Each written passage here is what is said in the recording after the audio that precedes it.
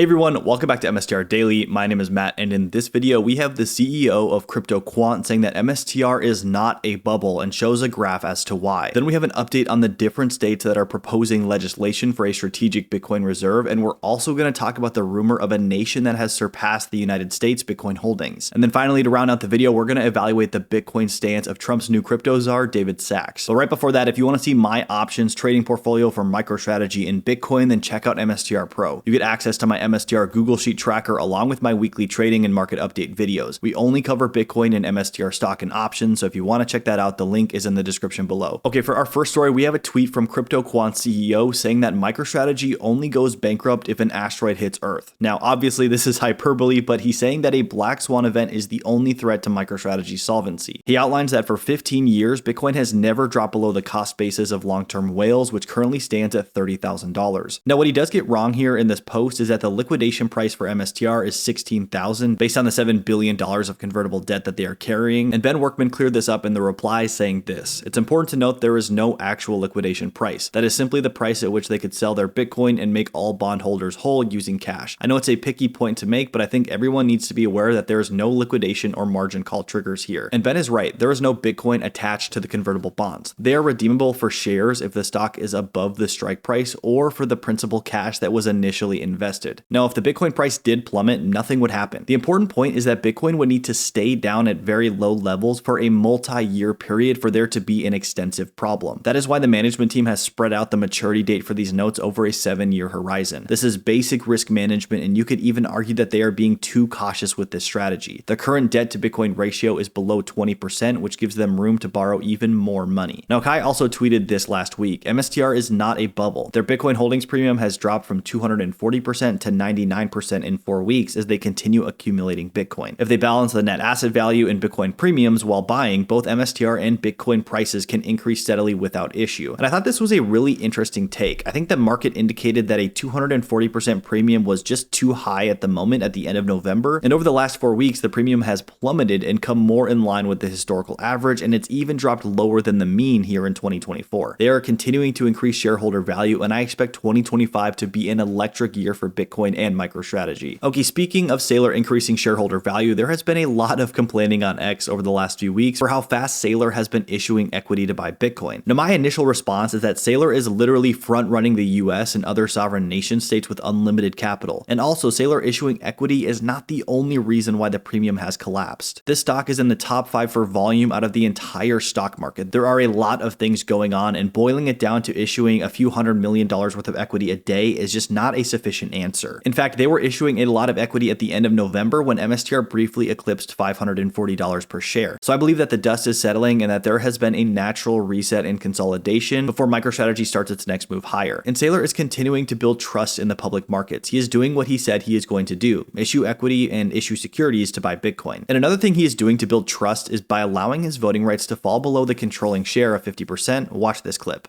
I think the capital markets, they can see that we're building that trust. And one thing that I even did this year, which I think builds trust, is I allowed my voting control to slip from the mid 50s into the 40s.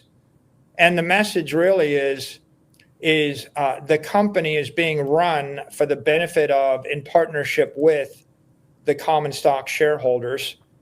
Right. The truth is, if you have one person that can single-handedly determine the course of the company, it's a bit more of a bumpy ride. And sometimes you need that in startup phase. But once the company has become mature, if people have invested $100 billion in MicroStrategy stock because they want us to buy Bitcoin and not sell Bitcoin, well, at that point, you don't really want the bumpy ride.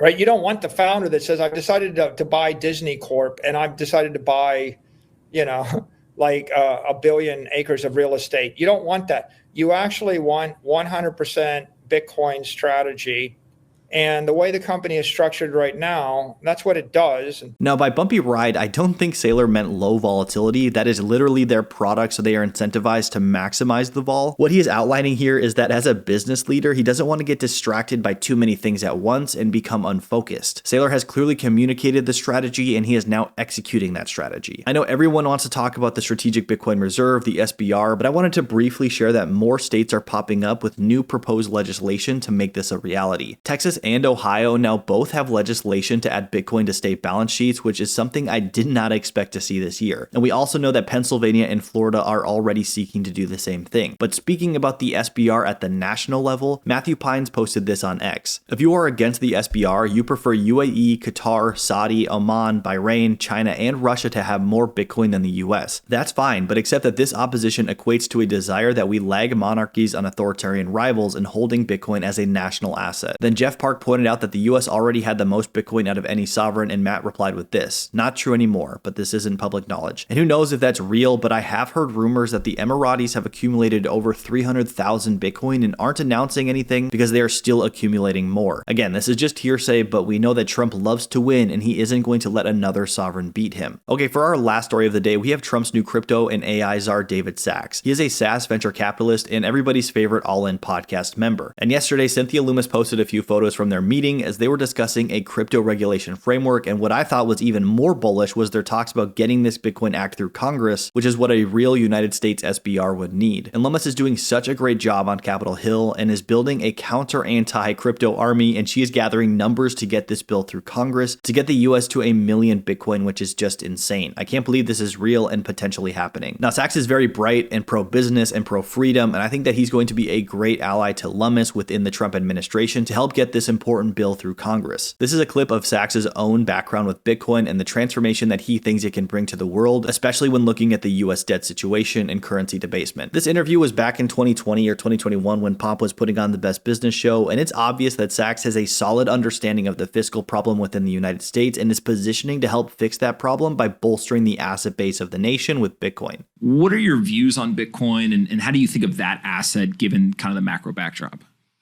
Well, the thing that's interesting about Bitcoin, I've been interested in Bitcoin since I think I first bought it in 2012, maybe. Okay. And we invested in a number of, we're not a crypto investor, but we did express a thesis back in 2017, 2018, that we thought that crypto would graduate from being an institutional asset class from being really more of a consumer retail phenomenon. And so we ended up investing in institutional custody through a company called BitGo, and we also invested in we were the seed investor in Multicoin Capital, which was a crypto-focused hedge fund. We basically believe that that as crypto matured into an asset class, you would need specialized fund managers, of which we were not really. I'm a SaaS investor, but I'm like, but let's invest in these guys because they're focused on the problem. So we expressed a number of these views, and it generally has worked out very well for us. But in any event, so I've been interested in Bitcoin for a while, and I think the transformational part of Bitcoin is this idea that we could have non-fiat money, right? We just, as we're talking about with the Fed, there is a huge risk of currency debasement when the government is in control, and particularly when you have the world's reserve currency. There's just such an enormous temptation to print money to finance your budget and to rack up loans that become unpayable. We're at what, like 130% of GDP now we owe. So we owe an amount of money greater than the size of our entire economy or our economic output. That sounds very hard to repay to me. So the temptation will eventually be to monetize the debt away, basically to debase the currency to pay for this debt. That's always been a risk throughout history.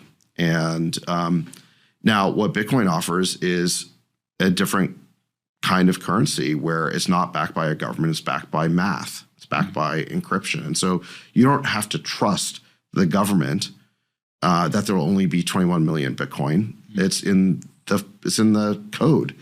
And so you just have to trust that Bitcoin effectively won't be cracked. You just have to believe that the system is secure.